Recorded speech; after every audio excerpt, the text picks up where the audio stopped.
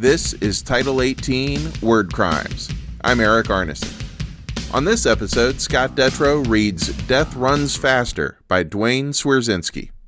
This means a cold, lonely walk, then a SEPTA bus ride, then a 25-minute trek on the Frankfurt L to 13th Street. Duane Swierczynski, his last name is spelled just like it sounds, has written 9 novels, an even dozen if you include the 3 that he co-wrote with Anthony Zuiker, half a dozen nonfiction books, and far too many comic books to count, including Godzilla, Judge Dredd, Bloodshot, X-Con, Birds of Prey. I could go on and on. His latest novel is CANARY, and his latest comic book project is The Black Hood. Both of them are set in Duane's hometown of Philadelphia. CANARY is phenomenal. It's the story of Sari Holland, a young college student who becomes a reluctant confidential informant for the Philadelphia police. It's my favorite of Duane's novels, and I've loved them all. The Black Hood is equally great. That's the story of Greg Hettinger, a Philadelphia cop who's shot in the line of duty and spirals downward as he deals with the aftermath of the shootout. A review by Comic Crusaders said, "The Black Hood is a gritty and emotional tale that reads more like a noir movie script than your average superhero story." Bingo. That is exactly right. The artist, Michael Gaydos, is top-notch and probably best known for drawing the comic book Alias. Now, here's the short story Death Runs Faster by Duane Swierczynski, read by Scott Detrow. You wouldn't have worn your best t-shirt if you knew you were going to die today. But you put it on first thing this morning, not really thinking, other than it was Friday, and you've been saving it all week. This t-shirt fits best under your uniform. Doesn't bunch up at the top or sag down near the top button. You hate your uniform. You hate it almost as much as your job. So you take the small pleasures when you can get them.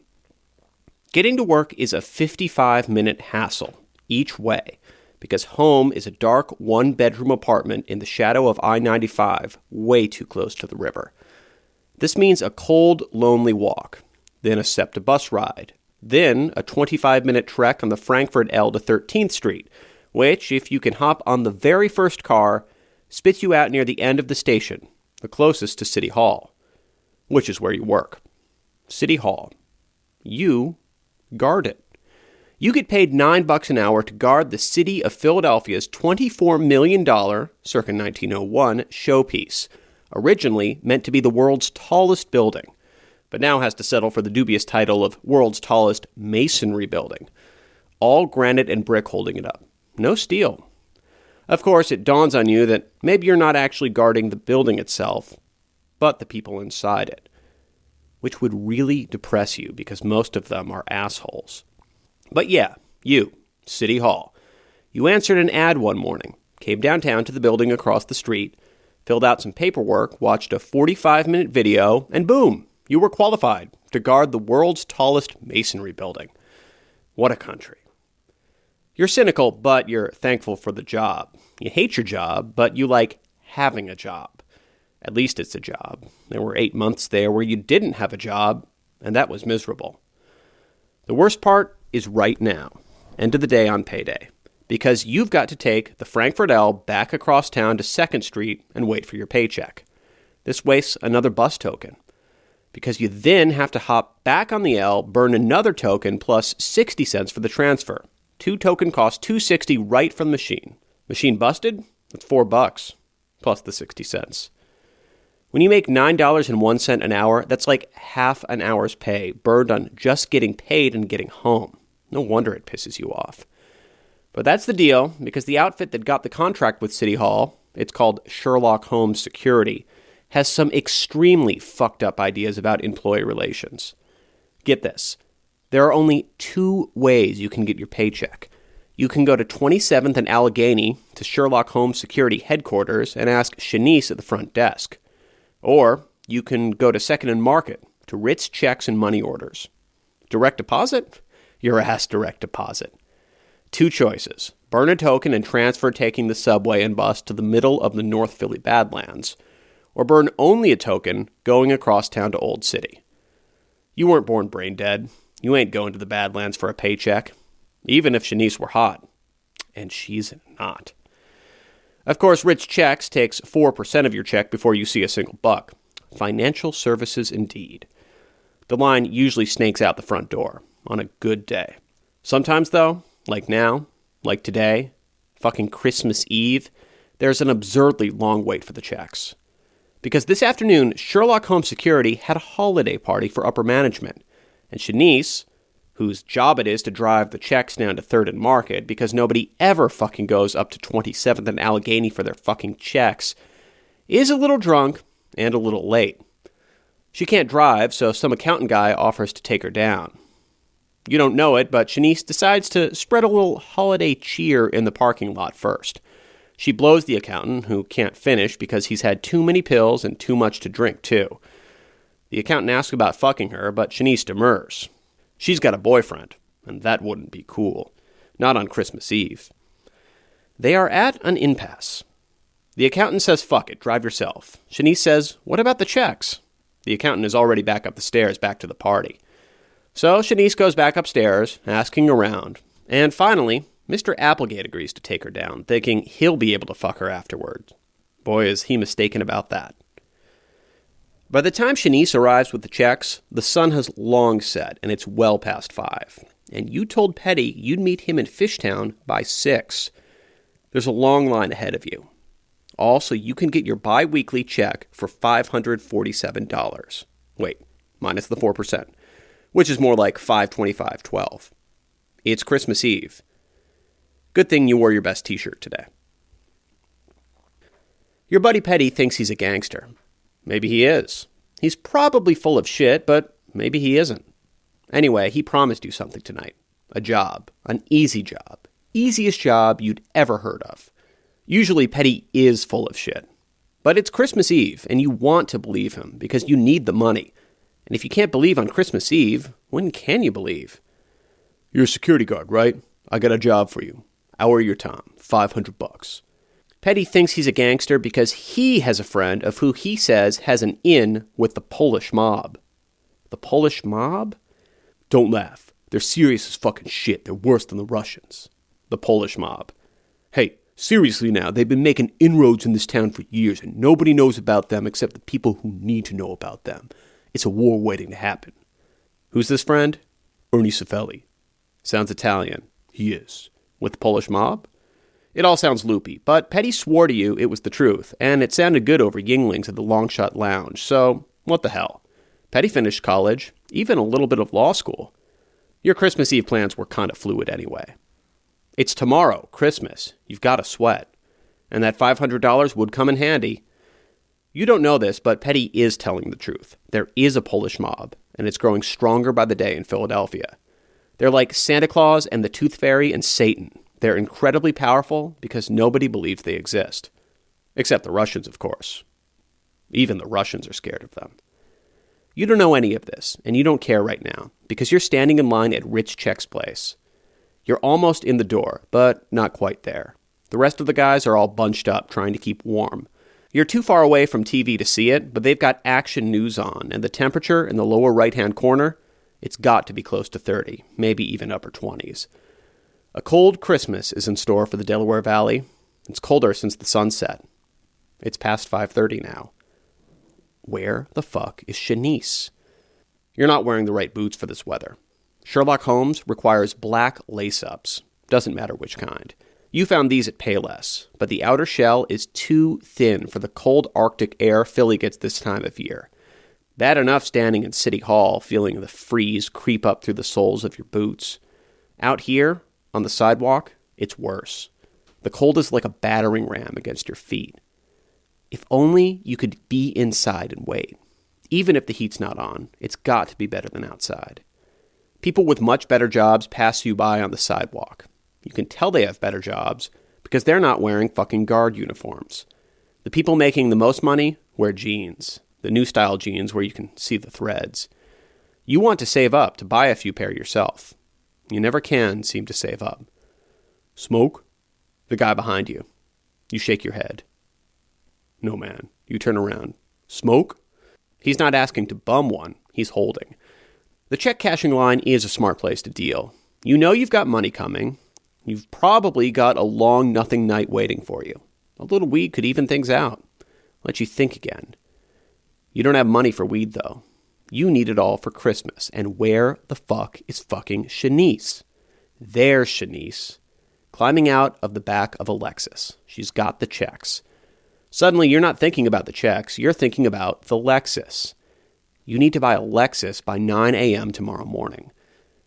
Your kid has always been into cars. You bought him his first Matchboxes when you and Laura were still together, even though Laura was worried he'd bite off a rearview mirror or something and swallow it. They were only 97 cents at Target. Sometimes you could get a 10-pack for $5. They made him happy, so what was the $5? But you and Laura had no idea you had an auto savant on your hands. He's only 5, yet can name any car down to the make, model, and year on sight. He'll still shock the living shit out of you walking down the street, headed to your apartment for Saturday night sleepover, naming cars as he goes. Chevy HHR, Subaru Forester, Pontiac Solstice, Chevy Cavalier. And he's never wrong. One day you got tickets to the Philly Auto Show. You ran to the nearest phone, pumped in a quarter, and ended up gushing to Laura's answering machine. By this time you were split up, so she wasn't exactly rushing to return your calls. The show started the very next day. A Sunday. Family day. She didn't call you back until the middle of the week. You'd tacked the tickets to the corkboard above the wall phone. She said Friday might be good, but Friday you had to work. She knew that. She offered to let you have him Friday, Saturday, and Sunday, but seemed unable to understand that you couldn't get off work Friday. You hung up on her. A month later, you saw the tickets and ripped them from the board and threw them in the trash. A week later, you realized you could have gone to the show after work on Friday, maybe taken the boy for an hour or so, not wasted the tickets. At the very least, grabbed an armful of the slick brochures for all the new cars. You hate how fucking stubborn you can be. Now this Christmas, the boy wants a model of a new Lexus, the kind that parks itself. He told you on the phone last week, "Daddy, it parks itself." How does it do that? It goes up and the wheel turns and the computer inside tells it to go back and it goes back and it parks all by itself. Wow, I had no idea cars could do that. It's an amazing Lexus, Daddy. You did a little research. It was the LS 460L, $100,000. The toy version was $79.95. It didn't park itself, but the 6-year-old operator could pretend. You told Laura, "I'm getting that for him for Christmas." Shanice handed over the checks, but now they've got to sort them, and it's 10 minutes until 6, which means there's no way you're going to meet Petty on time, which means you've got a choice to make. Stay for the $525.12 check, or leave now and meet Petty and make $500 cash, pick up the check Monday. Thing is, the check from Sherlock Holmes is a sure thing. It's there, cash in pocket. Take the subway to Allegheny, bus down to Aramingo, walk over to Toys R Us, and pick up that toy Lexus. Toys R Us is open all night on Christmas Eve. But that would be like throwing away $500. $1,000 at Christmas would be a very good thing, considering you're going to be spending a lot of it alone. If you skip the check, though, and Petty turns out to be full of shit, then you have $0 for Christmas.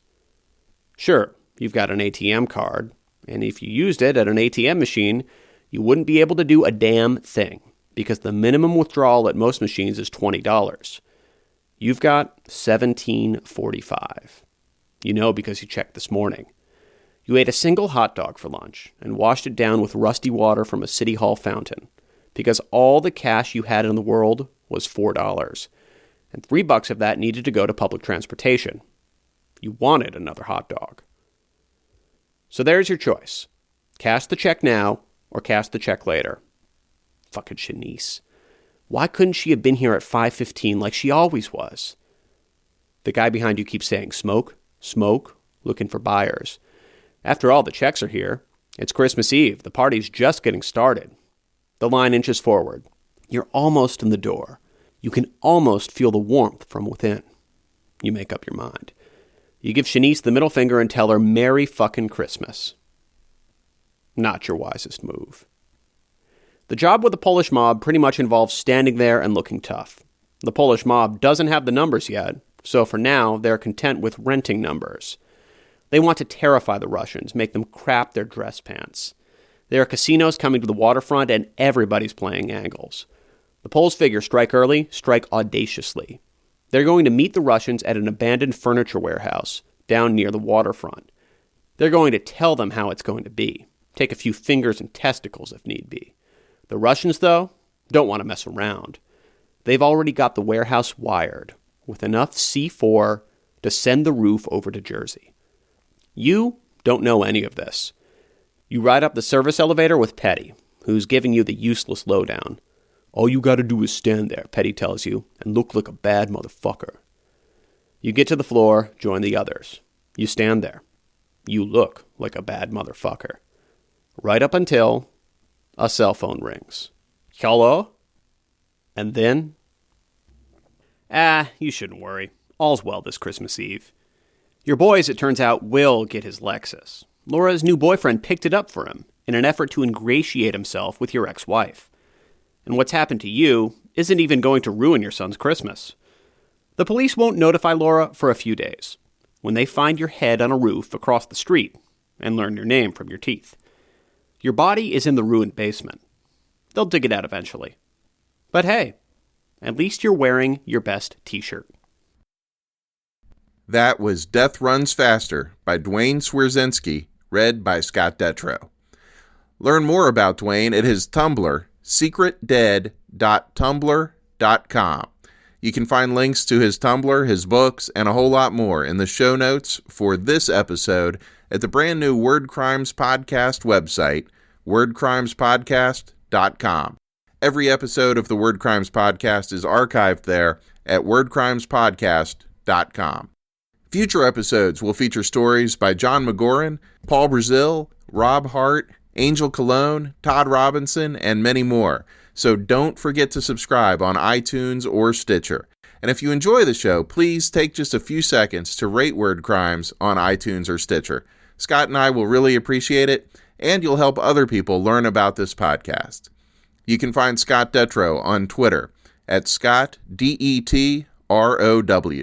And you can find me at ericarneson.com. That's ERIKARNESON.com. I'm also at Eric Arneson on Twitter and easy to find on Facebook. At ericarneson.com, you can also keep up with my writing projects. I'm thrilled to have a story in the latest issue of Thuglit. That story is set in the small town of Wilmot, South Dakota, where my great-grandparents lived once upon a time. And I posted a link to a recent review of my comic book Fortune that called it a fast-paced, efficiently told, wryly funny snapshot of a decidedly unglamorous criminal enterprise. You can read all about those things at ericarneson.com. The music on this episode is by The Throws. You can find them at The Throws, THROES, thethrows.com. Thanks again for listening to Title 18 Word Crimes. We'll be back soon.